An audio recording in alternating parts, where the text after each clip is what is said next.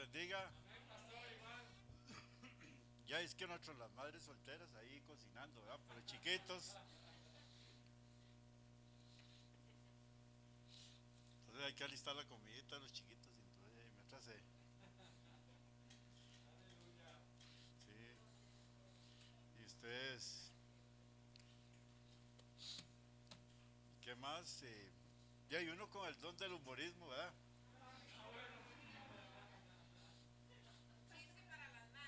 Ah, sí.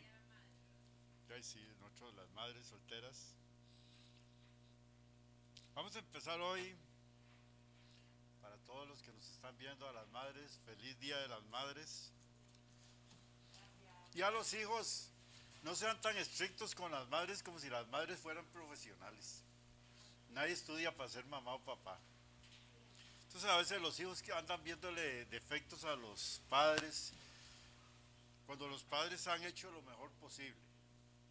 O sea, aquí el único padre que es experimentado es el Padre Celestial. Por lo demás, todos estamos que aprendiendo, cometemos errores, hay días difíciles. Hoy casi me pasa como el periodista ahí, de usted sabe quién. Dije a Albita que si era la hermana, ella era la mamá. Está bien.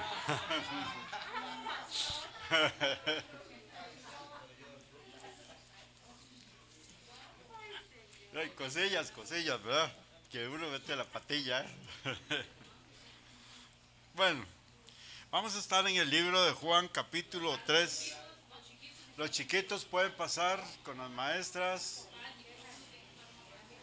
Yo después llego. Aquí no sé si él va a pasar.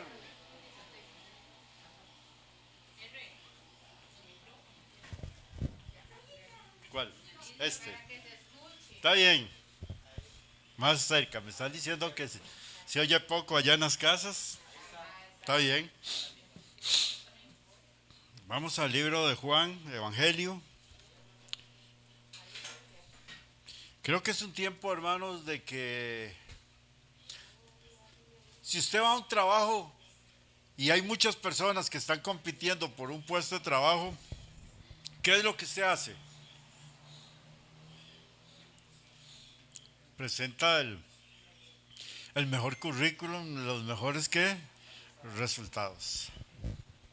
Creo que estamos en un tiempo final. Aquí Juan el Bautista está dando un tremendo mensaje y, dice, y comenzó a hablar de lo siguiente.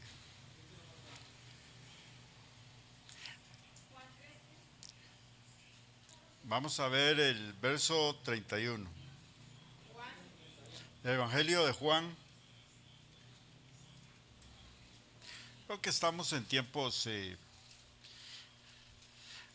complejos.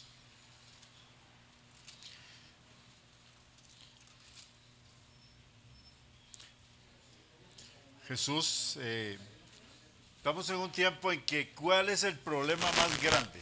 Todos andamos detrás de, parece que la plata es la muy perseguida. ¿Ah?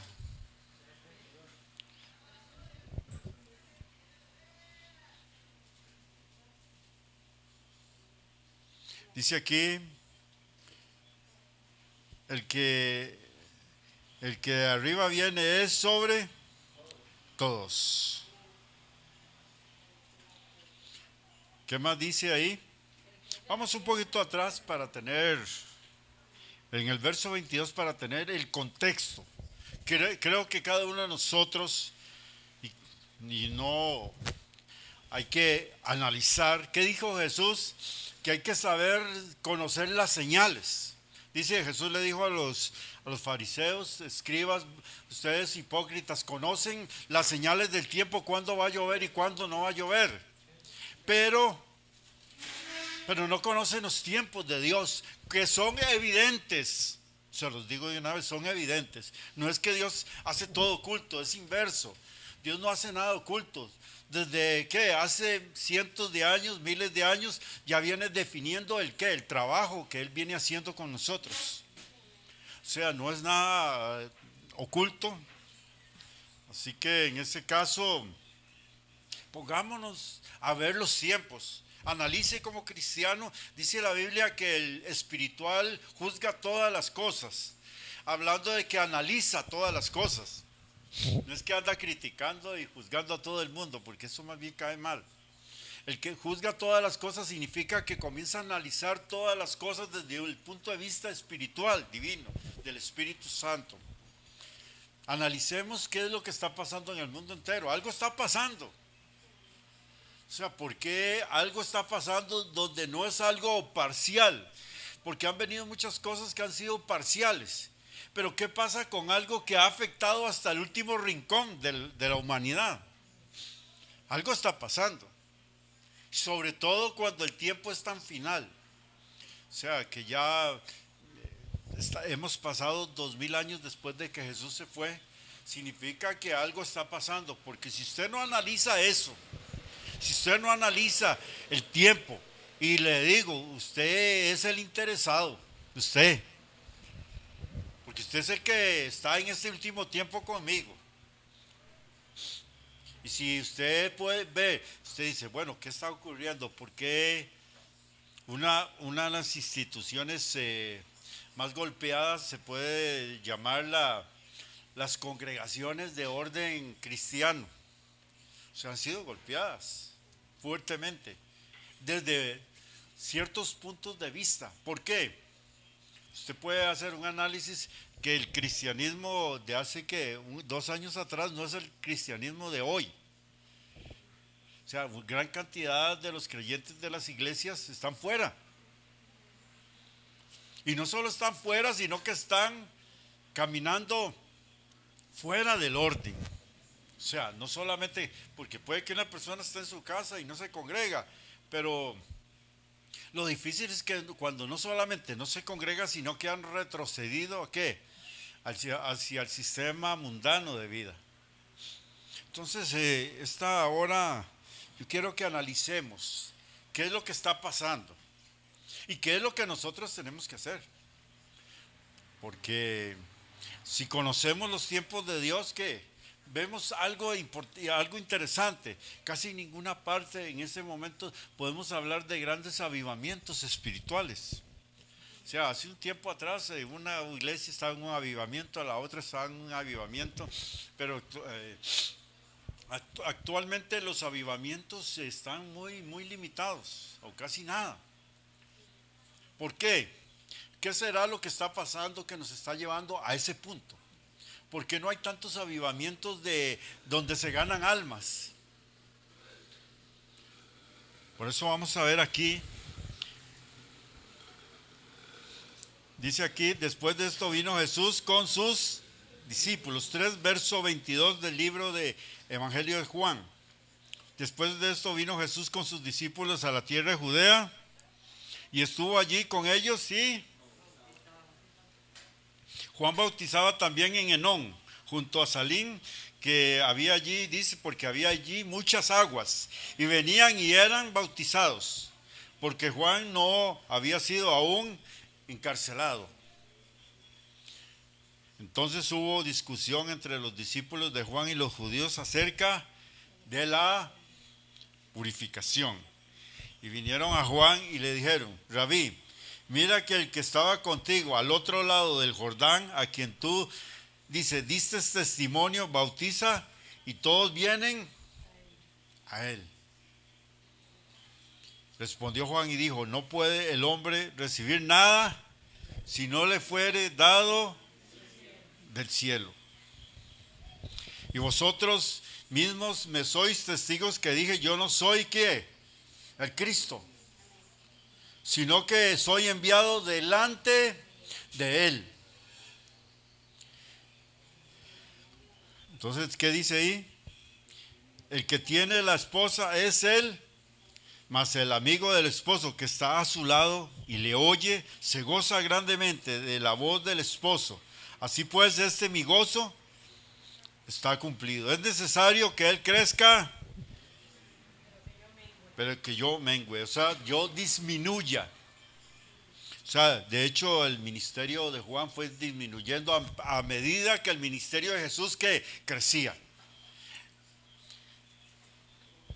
Este punto llegó a ser importante por una razón. Cuando él estaba en la cárcel, él mandó a unos discípulos a decir que, más adelante, ¿eres tú el que había de venir o esperamos otros?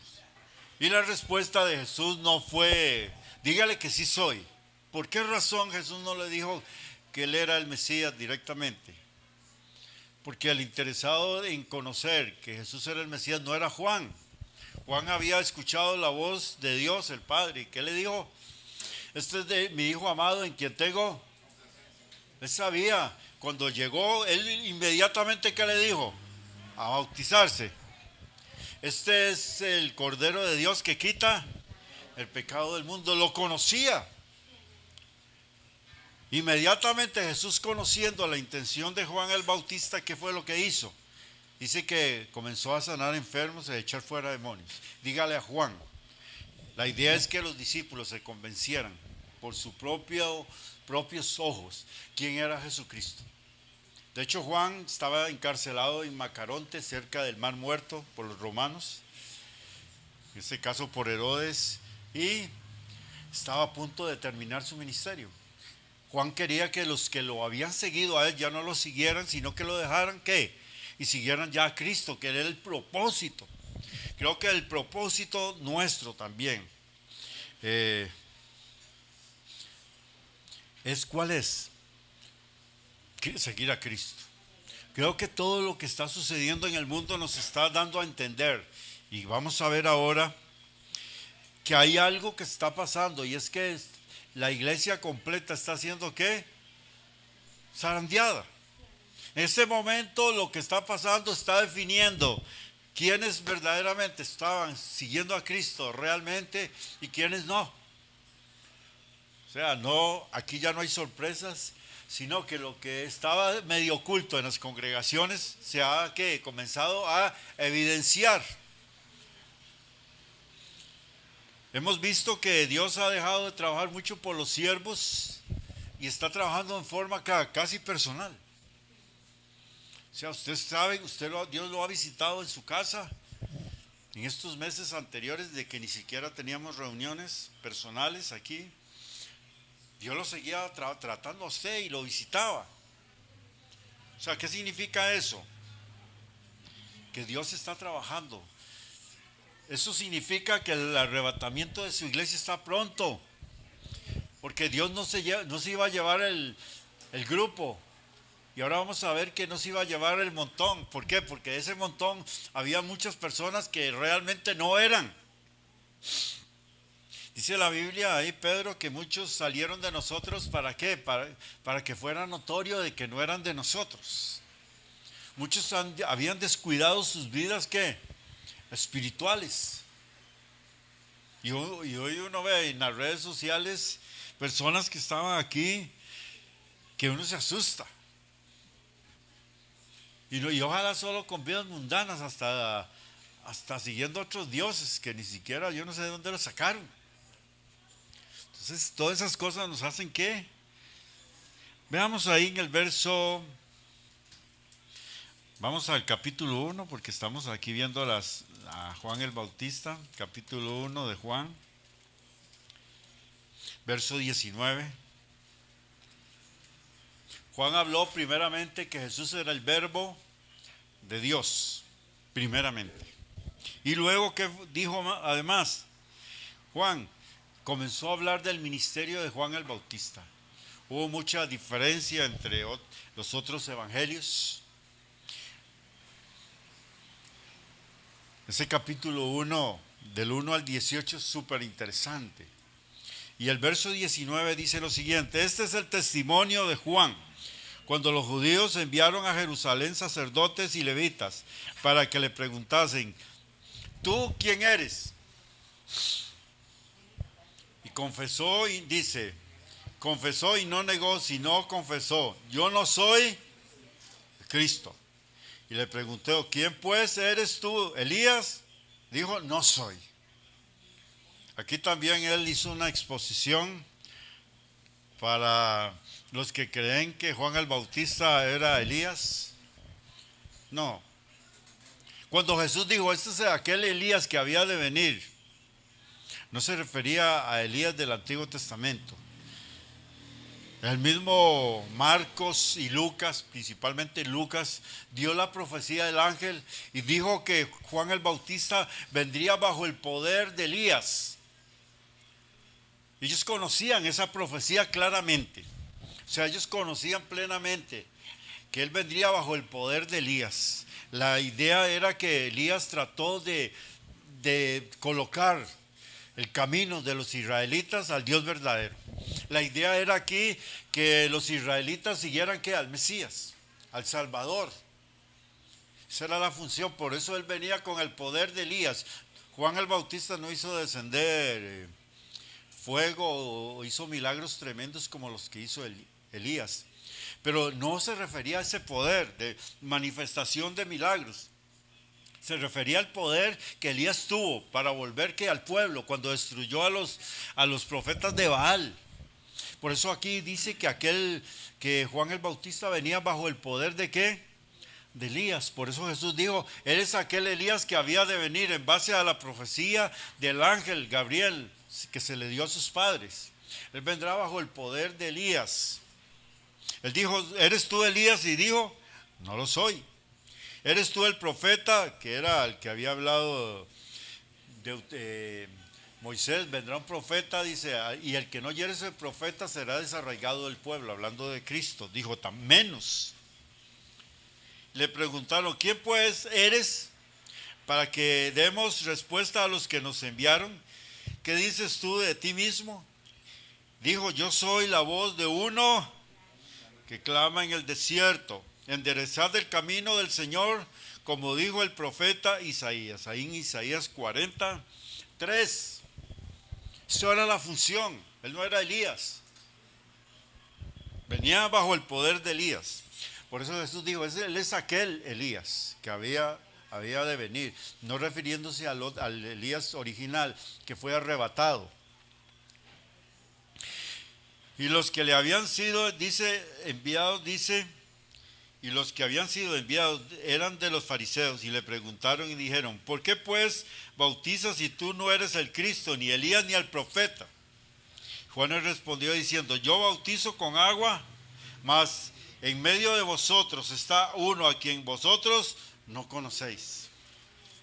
Este es aquel que viene después de mí, el que es antes de mí, el cual dice, yo no soy digno de desatar la correa de su calzado.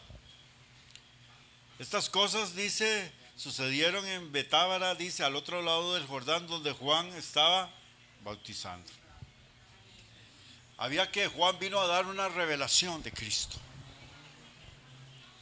Los judíos seguían todas las leyes mosaicas, levíticas, pero aquello no estaba dando al traste.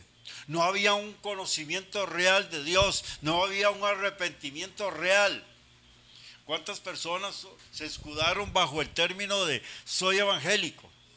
Pero aquí no estamos hablando de evangélicos, estamos hablando de personas que tienen una relación con Dios, personas que están o no están buscando la perfecta voluntad de Dios. Cristo viene por una iglesia sin mancha y sin arruga. Y en este momento, ¿qué es lo que está esperando el Señor?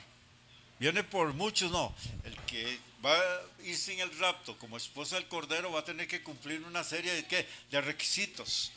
Por eso usted analice. Ahora vamos a ver esos requisitos. Analicemos si estamos o no estamos. Porque no queremos que nos tome aquel día por sorpresa. Vino el Mesías y los tomó totalmente por sorpresa. ¿Por qué? Porque se había metido en la religión y no en la búsqueda real de Dios. Hoy muchos pastores, cristianos, evangélicos, hermanos y todos buscan ciertas cosas del cristianismo, pero no buscan a Dios. Buscan cosas que son buenas, pero no son el centro. Si debíamos usar, si las mujeres deberían usar o no pantalones y cosas de ese tipo. Y como que ese centro hizo que las personas sentían que al guardar esas leyes se sintieran bien. Pero aquí no se trata de eso, se trata de si el corazón realmente. O sea, cuando el corazón se limpia, como dijo Jesús, también lo de afuera se limpia. Si su mente tiene los intereses en Cristo, inmediatamente lo de afuera se va a limpiar. Si usted tiene su mente en Cristo como mujer, no se va a poner ropas indecorosas que son las que siguen el mundo. Automáticamente va a ser una persona que es respetable. Pero a veces limpiamos lo de afuera y lo de adentro sigue estando ¿qué? Sucio. Hágase un análisis usted, si se ve bien por fuera o está bien por dentro. Porque es ahí donde usted le pregunta al Señor, aquí estoy, yo quiero estar preparado. Si hoy sonara la trompeta, ¿cuántos de nosotros se irían o cuántos nos quedáramos? No sé. Hagan un análisis porque sí es importante. ¿Por qué? Les digo, porque todo está apuntando a más que, yo le decía a Mari, estamos en un tiempo donde Dios está separando el trigo de la cizaña más que sembrando trigo o recogiendo trigo. Ya está, ya fue recogido. Juan el Bautista aquí dice una parábola que vamos a ver. Dice aquí en el verso 29. Él dice, el siguiente día vio Juan a Jesús que venía a él y dijo, he aquí el Cordero de Dios que quita el pecado del mundo. Este es aquel de quien yo dije, después de mí viene un varón, el cual es antes de mí, porque era primero que yo. Físicamente, naturalmente, Juan el Bautista era 6 meses mayor que Jesús. Físicamente. O sea, ya cuando María recibió el anuncio de que iba a quedar embarazada de Jesús, ya Elizabeth, la prima, ya tenía o la familiar cercana, ya tenía 6 meses. Pero ¿por qué Juan entonces dice que él era antes de él? Porque espiritualmente la realidad de Jesús no era en ese tiempo. Jesús era antes de Juan, como dice, él era antes de todas las cosas. Jesús era primero que todas las cosas. Sí que era grande, sigue siendo el más grande, sigue siendo el más poderoso. Sígalo a él hoy con todo el corazón. El problema suyo no es conmigo, si lo vemos o no lo vemos. El problema es si Dios lo está viendo. Ese sí es el problema porque es Cristo el que va a venir por usted, no yo. Jesús viene por su iglesia, viene por usted. Así que usted tiene que estar preparado. En este momento, yo sé que las trifulcas de las economías son difíciles y uno anda detrás del 5, pero andemos primero detrás de Cristo, porque eso es lo más importante. Y más importante cuando este tiempo es demasiado final, todavía más. Dice aquí, y yo no le conocía más para que fuese manifestado a Israel, por esto vine yo bautizando ¿qué? En agua, preparándolo, que se arrepintiesen. También dio testimonio diciendo, vi al Espíritu que descendía del cielo como paloma y permaneció sobre él. Y yo no le conocía, pero el que me envió a bautizar con agua, aquel que me dijo, sobre quien veas descender el Espíritu y que permanece sobre él, este es el que bautiza con Espíritu Santo y fuego. Estamos en un tiempo en que busquen ese bautismo del Espíritu Santo, llenura del Espíritu Santo. No se deje que los afanes de este mundo nos engañen y esa desesperación como si todas las cosas se fueran a terminar ya, no. Busquen a Él. Vea que usted está, Él le va a dar la sabiduría y el conocimiento y la bendición para tener las cosas que usted necesita. Pero no nos dejemos llevar como el mundo. Deje que ellos vayan detrás de esas cosas. Usted vaya detrás de Cristo. Hoy es el tiempo aceptable. Hoy es el tiempo en que debemos ser llenos del Espíritu Santo. Usted haga un análisis, qué es lo que usted ve en televisión, qué es lo que oye en su celular, qué es lo que hace en su celular. Eso le dice a usted qué es. Si su tiempo en el celular es de 95% de estar viendo lo que hacen los demás, eso es lo que es usted. Hágase un análisis, yo no. No es mi obligación. O sea, no es mi obligación. Mi obligación es ver mi punto, mi vida. Pero la suya es ver. Si usted durante el día le dice ahí está la cantidad de gasto,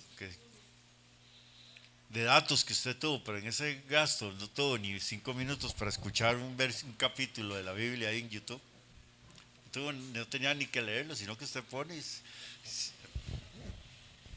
Si no tuvo 5 minutos para escuchar una canción, sino escuchar todo el montón de cosas de este mundo, algunas sin ningún valor. Exactamente, eso es lo que usted tiene que planificar, que eso es su vida. Haga un análisis. Como dice Jesús, dijo que lo que hay en el corazón es lo que define quién es uno. El que tiene su tesoro en aquellas cosas. ¿Cómo usted sabe que usted tiene algo, su corazón en algo? Porque aquello ocupa la parte principal de su vida. Sea una persona, el novio, la novia, el esposo, la esposa, el negocio, lo que sea. Si eso ocupa, es lo que saca más horas en el día, significa que su corazón está puesto en eso. Pero si Cristo sacó como 2 minutos en todo el día, eso es lo que usted tiene, ese es el amor de usted por Cristo. Ese es el problema. Por eso le digo que tenemos que hacer un reajuste de nuestras vidas. No se trataba de tener grandes congregaciones. Eso no es algo que a Dios lo mueva. Dios lo que lo mueve es personas reales, que busquen a Cristo, que se santifiquen, que lo amen con todo el corazón. Eso es lo que mueve. Las multitudes parecen no mover a Dios, a nosotros sí. Los seres humanos, cuando vemos bastante gente, pero Dios no, porque Dios ve el corazón de las personas. Cuando lo seguían grandes multitudes, Él tiró un mensaje en Juan capítulo 6, 7 y 8 que no fue el mejor mensaje ni el más popular. Dice que todas las personas lo dejaron atrás. ¿Por qué? Porque Él no quería un montón de gente que lo seguía, no porque Él era el gran profeta, porque era el Cristo, sino porque Él se los dijo: ustedes me siguen porque yo les lleno la panza. Y si eran comelones como nosotros, más todavía. Si tiene que pedir servicio de pick-up, ¿verdad? Menos. Pero realmente, yo les digo esto: hagamos un análisis hoy. Si habemos aquí hoy pocos o mañana hay muchos, creo que esto nos está dando a nosotros al traste de quiénes somos realmente. Dice aquí Jesús de Juan, el verso 32, también Juan dio testimonio diciendo: vi al Espíritu que descendía del cielo como paloma y permaneció sobre él. ¿Y qué lo mandó? En el verso 33 dice: este es el que bautiza con Espíritu Santo. Y yo le vi y he dado testimonio de que este es el Hijo de Dios. Así que Juan envió a sus discípulos, no porque él no estuviera seguro, porque estaba bien seguro, lo estaba predicando, pero quería que sus discípulos estuvieran seguros cuando vieron los milagros de Jesús, que a Jesús tenían que seguir. Es que yo soy de esta congregación o de aquel pastor, a mí no me interesa. Usted es de Cristo, sígalo con todo el corazón, y cuando llegue a su casa haga un análisis, qué es lo que usted realmente está haciendo en su vida cristiana. Y después de hacer un análisis, usted le dice al Señor: Señor, haz algo conmigo. Yo quiero estar preparado, porque si hoy vinieras, yo quiero estar esperándote. Dice en el verso 35, al día siguiente otra vez estaba Juan y 2 de sus, y mirando a Jesús que andaba por allí, le dijo: he aquí el Cordero de Dios. Cuando a Jesús se le decía: he aquí el Cordero de Dios, aquello era golpeante. porque ellos sabían que el Cordero de Dios anualmente, ¿qué iba a pasar? Lo iban a matar. Así que si ese era el Cordero de Dios, en un día, en algún momento lo iban a matar. Iba a morir por los pecados del pueblo. Por eso se llamaba el Cordero de Dios. No era simplemente un bonito título. Era un final difícil y trágico. Yo no sé cómo Jesús, ¿qué pasaría si usted supiese que en 3 años lo van a matar de la forma más terrible? ¿Andaría usted tranquilo? No sé, ¿qué pensar? O sea, y eso cada rato se lo recordaban a Jesús. ¿Y qué le dijo a sus discípulos? He aquí el Cordero de Dios. Le oyeron hablar los 2 discípulos y siguieron ¿qué? A Jesús. Eso es lo que intento. Sigamos a Jesús hoy como nunca. No nos engañemos. Qué bonito, tengo 5,000 miembros. Sí, usted, pero no sé cuántos Cristo tiene de esos 5,000 miembros. Y volviéndose Jesús y viendo que le seguían, les dijo: ¿qué buscáis? Y ellos dijeron: Rabí, que traducido es maestro, ¿dónde moras? ¿O dónde estás viviendo? Y les dijo: venid y ved. Fueron y vieron donde moraba y se quedaron con él aquel día, porque era la hora 10:00. Era tardito, digamos, a la hora 10:00. Si empezaban a las 6 de la mañana, podían ser que las 5 de la tarde. Ya iba oscureciendo, ya era tarde y no habían carros. Hoy que uno toma un carro, tiene luces y avanza muchos kilómetros. Ese tiempo, si estaban largo de sus casas, no se iban a ir que les agarrara de noche. Y a pie. Era otra cosa. Y dice que Andrés, hermano de Pedro, y era uno de los que le habían oído a Juan y que habían seguido. Dice, este habló primero a su hermano Simón y le dijo: hemos hallado al maestro, que traducido es el Cristo.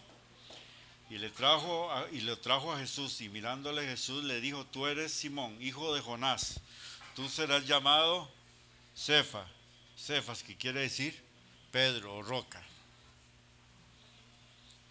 Seguían tantas personas a Jesús, pero inmediatamente Jesús, ¿qué? Lo reconoció, inmediatamente le dijo de quién era hijo y que le iba a cambiar hasta el nombre.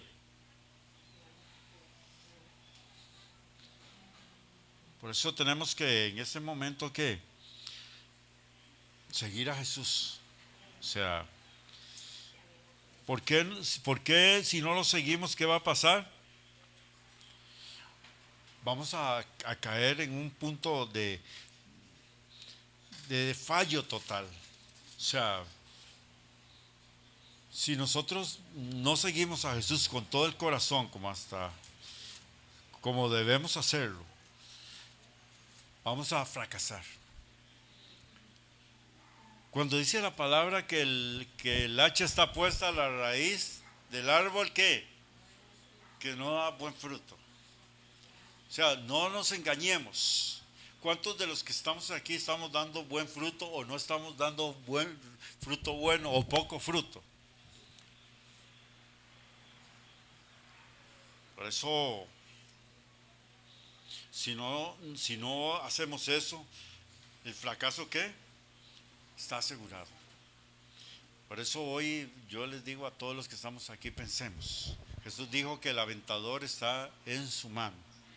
Usted sabe que era un aventador. Estuve haciendo ahí un análisis y el aventador para los judíos era como un tipo de rastrillo.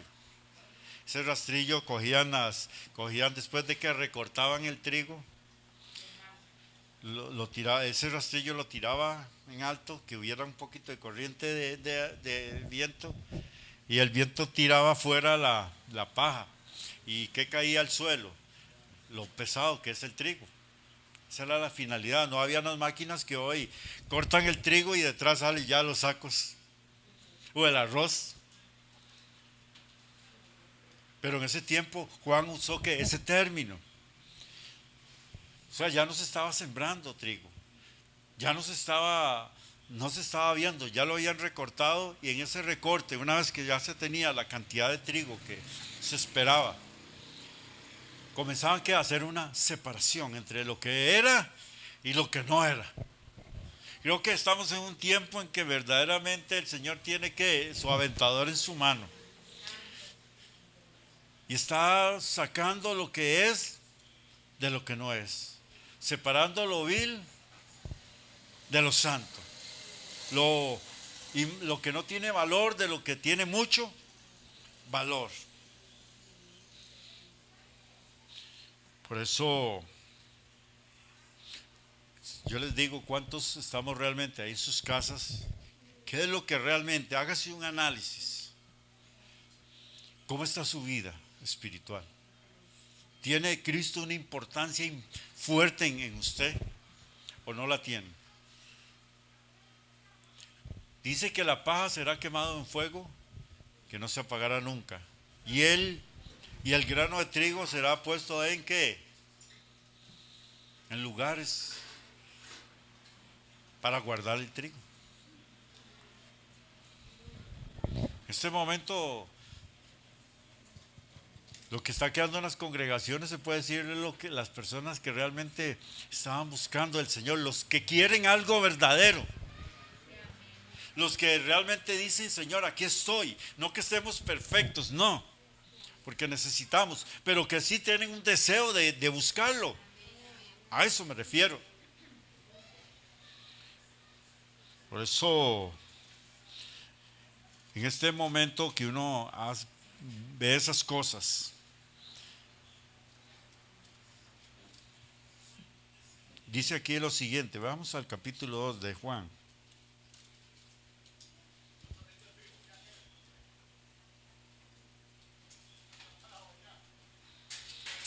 Lo tenemos, 2:23, estamos muy cerca.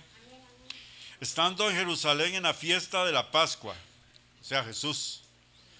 Estamos hablando entonces por ahí para nosotros un equivalente, porque el calendario lunar se corre mucho. Podría andar entre el 13 y 14 de marzo. ¿Qué dice? Muchos creyeron en su nombre, viendo las señales que hacía. Pero Jesús mismo no se fiaba de ellos porque, dice, conocía ¿qué? A todos. Y no tenía necesidad que nadie le diese testimonio del hombre, pues él sabía lo que había en el hombre. Por eso él no se dejaba llevar por las multitudes, porque tenía el ojo de Dios para ver qué, todas las cosas. Sepa que si eso fue estando en condición de hombre, hoy en condición divina total, él sabe lo que es usted y lo que soy yo. Y sabiendo eso, si hay maldad en nosotros, si hay perversidad, si no somos reales, somos de doble cara, sepa que Jesús nos está viendo. No nos engañemos.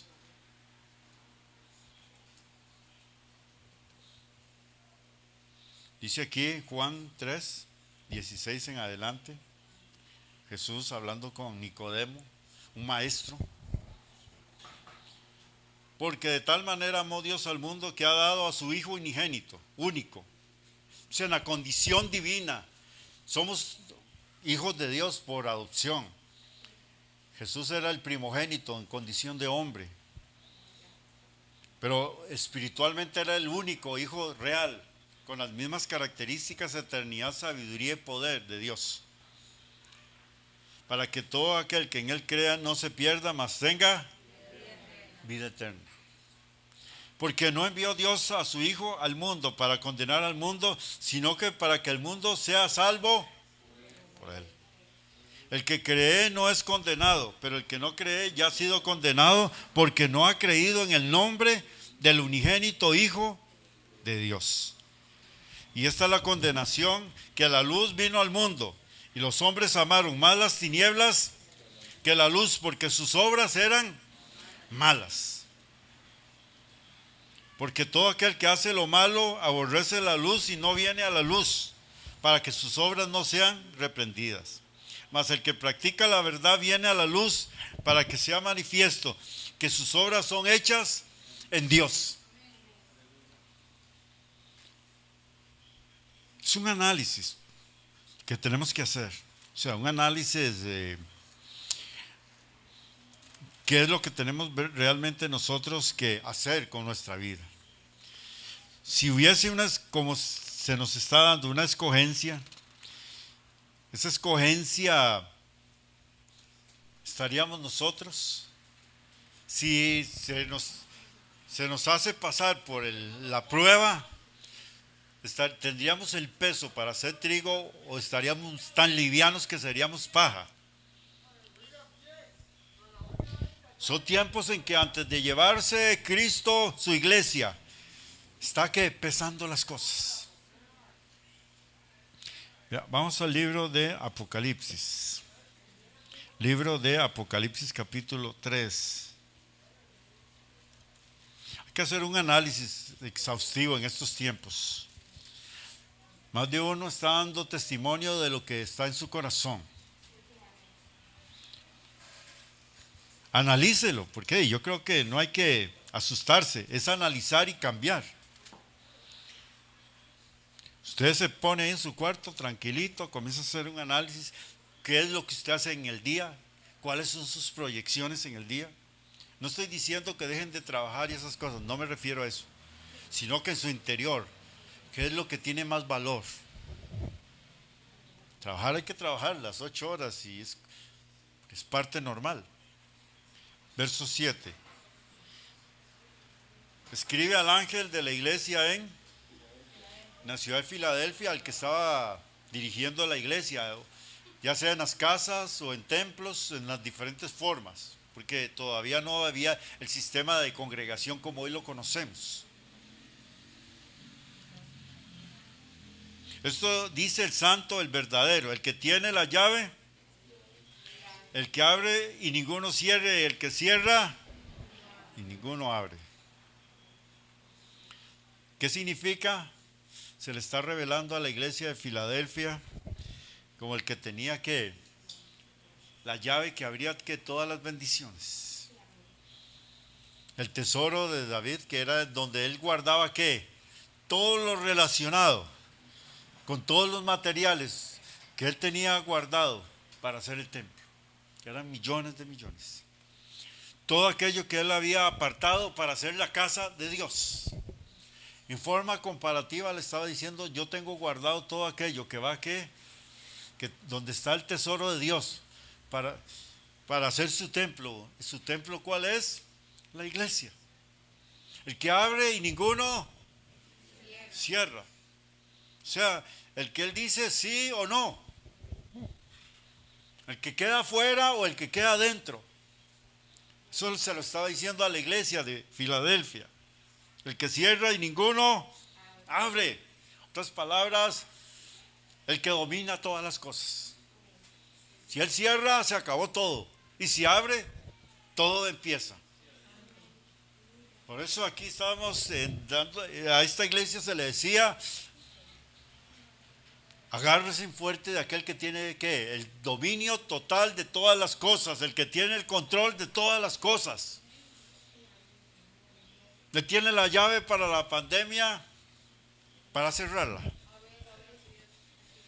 Y tiene la llave para hacer que las cosas vuelvan a la normalidad. Él la tiene. Así que síganlo a él. Él tiene la llave. La que cierra o abre.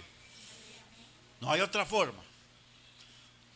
Hoy inventamos una vacuna y mañana la enfermedad se ha hecho diferente.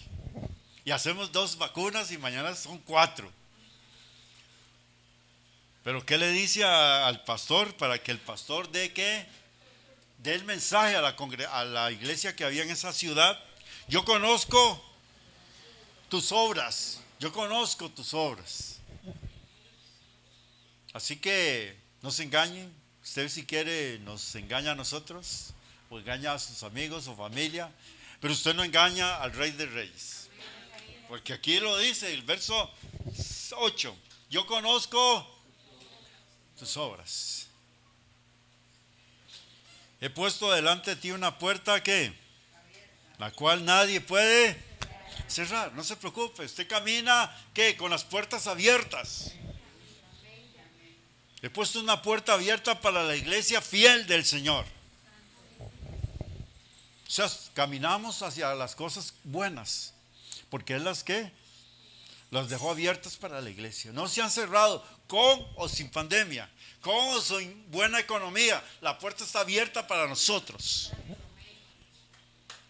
la cual nadie puede cerrar, porque aunque tienes poca fuerza, has guardado mi palabra y no has negado mi nombre. ¿Está estudiando usted la Biblia para saber qué es lo que Dios realmente quiere? O si ni siquiera dice, oh, ¿alguien ha visto la Biblia? Y ya tiene como 3 semanas que no sabe dónde la pusieron. Pues, y ahora no necesitamos, usted anda el celular, todos ahí.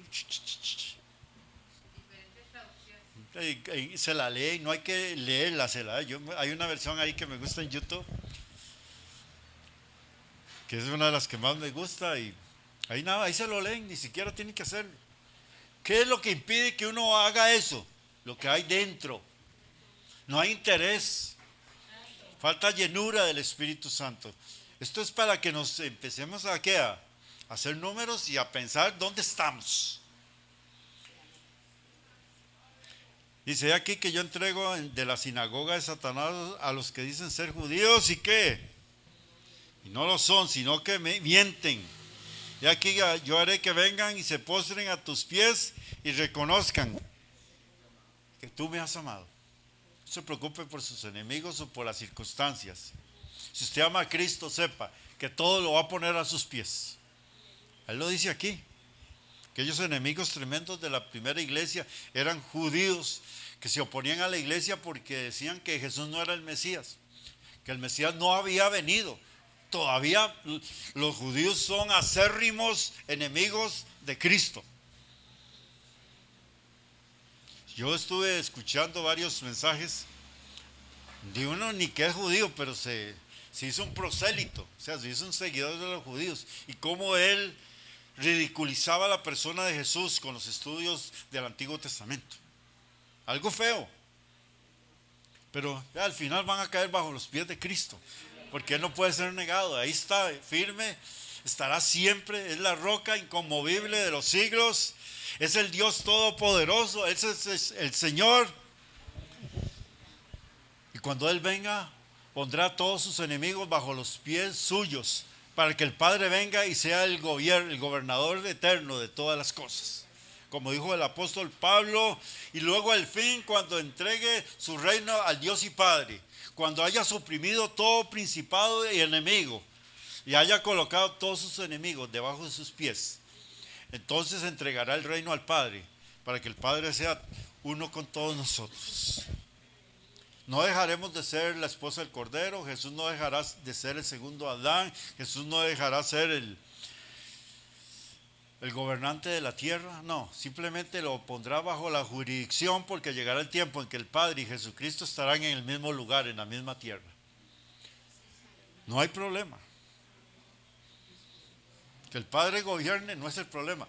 Que el Padre no gobierne es el problema grande que tenemos. Por eso sigue diciendo aquí lo siguiente: por cuanto has guardado la palabra de mi paciencia. Significa que bajo toda circunstancia siguen buscando al Señor.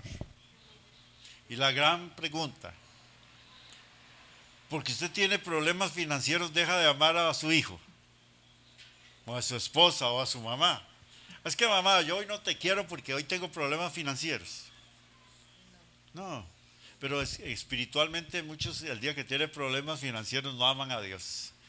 ¿Por qué razón?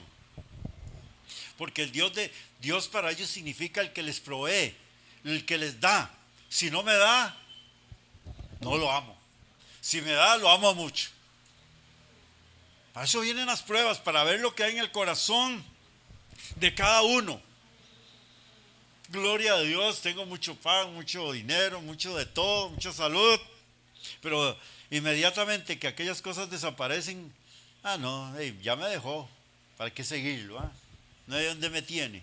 Su amor estaba basado en qué, en las cosas que se le daban, y no en la realidad de la relación entre un padre y un hijo. Y sigue diciendo aquí lo siguiente: por cuanto has guardado la palabra de mi paciencia, yo también te guardaré de la hora de la prueba que ha de venir sobre el mundo entero, para probar a los que moran sobre la tierra. Ahora, ¿esto a quién se lo dijo?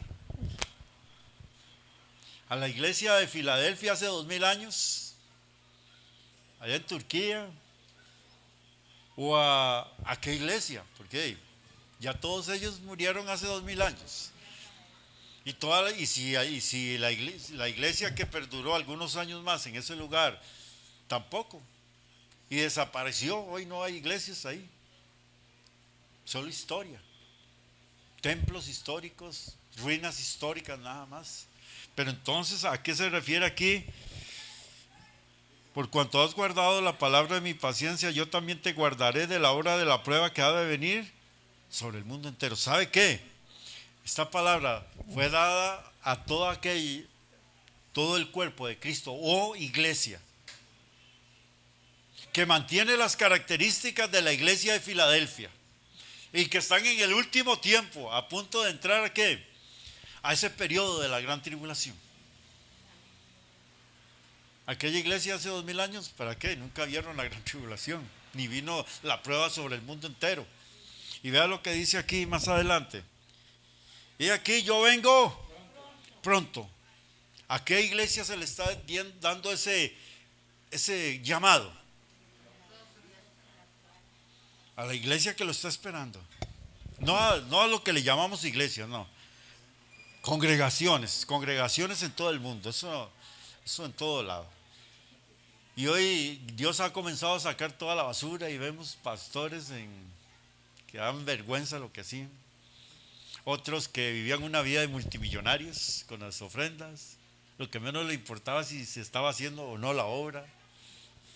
Otros querían solo fama. Otros tenían un harén dentro de la congregación. Bueno, pero Dios que viene sacando, porque dice que lo que se hace en secreto va a ser anunciado que en azotea, que todo el mundo se dé cuenta. Por eso dice ahí en el verso 11, de aquí yo vengo pronto. O sea, le está diciendo que su venida no es tan sorpresiva, porque se le está diciendo en la iglesia que está preparada, que Jesús le dice, he aquí que vengo pronto. ¿Y qué le dice? Retén lo que tienes. Creo que es un momento en que casi el Señor nos está diciendo, hoy aquí que vengo pronto. O sea, al ver todas las cosas, el mensaje directo que nos está diciendo, aquí que vengo ¿qué?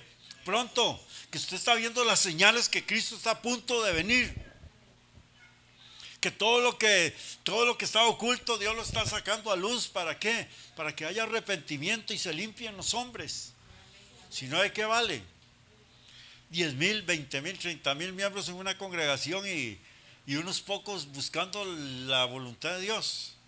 Por eso tenía que ser que zarandeado esto para saber quién era y quién no era. Dice aquí, he aquí yo vengo, retén lo que tienes para que ninguno tome tu corona. Cristo está cercano. Dice, yo te libraré de la hora de la prueba que ha de venir sobre el mundo entero. Pablo le habló esto a la gran tribulación. Porque hay un periodo, después del arrebatamiento de la iglesia, pasa mucho tiempo antes de que venga la gran tribulación. Podrían ser entre 6 y 8, 10 años antes de que empiece la gran tribulación después del arrebatamiento de la iglesia. Pero va a ser el mundo probado de la forma más terrible. ¿Y por qué? Porque cada pecado de los hombres va a ser juzgado en la gran tribulación. Para que una vez que se hayan expiado los pecados, como vimos las fiestas, ¿se acuerdan? La fiesta de la expiación, cuando todo se haya expiado, todo se haya limpiado, entonces venga Jesús, el Hijo de Dios, a morar sobre esta tierra. Todo tiene que ser ¿qué? Pagado, todo tiene que ser limpiado. Todos los pecados que hoy vemos van a ser ¿qué? Juzgados de la forma más dura por parte de Dios. Todos los juicios que vengan en la gran tribulación, se va a juzgar todos los pecados de los hombres. ¿Para que queden qué? Para que quede la tierra limpia para la venida del Hijo de Dios. Al que venciere, piense en esto. Piense más en esto que las cosas materiales. Todos trabajamos, tenemos que hacerlo, pero no es el centro. Como dice Mari, Dios es el que de alguna u otra manera provee. Si usted es fiel, si usted le sigue, lo ama con todo el corazón, y si usted dice aquí que ha guardado la palabra de su paciencia, sepa que tiene una puerta abierta siempre. No se preocupe, la puerta está abierta, aunque el diablo le diga cuál puerta, no, ahí está, y el que abrió nadie puede cerrar. Dígaselo así. La pandemia no puede cerrar la puerta que Cristo abrió. Y si Él la cierra, nadie la puede abrir tampoco. Pero Él dijo, he puesto delante de vosotros una puerta abierta. O sea que tenemos un camino de bendición hacia adelante siempre. Pero tenga los ojos puestos, porque Moisés era el hombre que tenía las bendiciones más grandes, que tenía las riquezas más grandes. Pero él vio algo más que las riquezas, estar en lugares de privilegio. A él no le importaron los lugares de privilegio, ni las riquezas, ni las comodidades, ni los deleites, dice el autor de los Hebreos, sino que Moisés tuvo sus ojos puestos ¿dónde? En el galardón. Téngalos ahí. No se deje engañar en este último tiempo, para que no, como decimos aquí, no se ahogue a la orilla de la playa. Tanto nadar, tantos años de buscar y termina ahí usted cansado en el mundo. Al que venciere, yo le haré columna en el templo de mi Dios. Aquí el templo de mi Dios, Apocalipsis 21, 22, la Nueva Jerusalén, la ciudad del Dios viviente. Ahí será su pequeña morada. Ahí usted vivirá que humildemente en una casa de oro, con calles de oro como cristal, rodeado de ángeles y de la gloria de Dios, y la gloria de Cristo alumbrando su casa humildemente. Su casa será la casa de Dios para siempre. Al que venciere, yo le haré columna en el templo de mi Dios, y nunca más saldrá de allí. O sea, será nuestra morada eterna. No es que no vamos a salir de esa ciudad a otras partes, se refiere que será posesión nuestra. Y escribiré sobre él el nombre de mi Dios y el nombre de la ciudad de mi Dios, la nueva Jerusalén, la cual desciende del cielo de mi Dios, y mi nombre nuevo. El que tiene oído, oiga lo que el Espíritu dice a las iglesias. Si quiere oírlo, usted haga un análisis, vea por dónde anda su vida, vea hacia dónde va y sepa que la mano de Dios estará poderosamente sobre usted. Que tendrá una puerta que nadie podrá cerrar, porque Él la puso abierta delante de nosotros. Y que un día de estos, a pesar de todas estas problemáticas que estamos pasando, tenemos una mansión infinitamente gloriosa, grande, hermosa y poderosa. Vea eso siempre, camine viendo ese galardón para siempre. Padre Celestial, te damos gracias. Si hoy estás separando, Señor, si hay una separación entre el trigo y la cizaña, nosotros queremos ser trigo. Todo peso, toda carga, toda impureza en nosotros, Señor, trátanos. Límpianos. Porque yo sé que tú y nosotros, usted está tratando personalmente con cada cristiano, con cada uno de tus hijos. Hermanos, allá en sus casas, ahí, su casa, haga un análisis, cómo está su vida. Límpiese, porque queremos estar limpios. Si hay manchas o arrugas en nuestra vestimenta espiritual, tenemos que corregirlas. Cristo podría venir de aquí en adelante en cualquier momento. Todo ha salido a luz. Todo lo que había en las congregaciones, todo lo que había entre el pastorado, todo. ¿Qué es lo que sigue? Que saque el Señor de nosotros lo malo que hay. Los que andaban mal y no hicieron los cambios, más de uno ya fue echado fuera.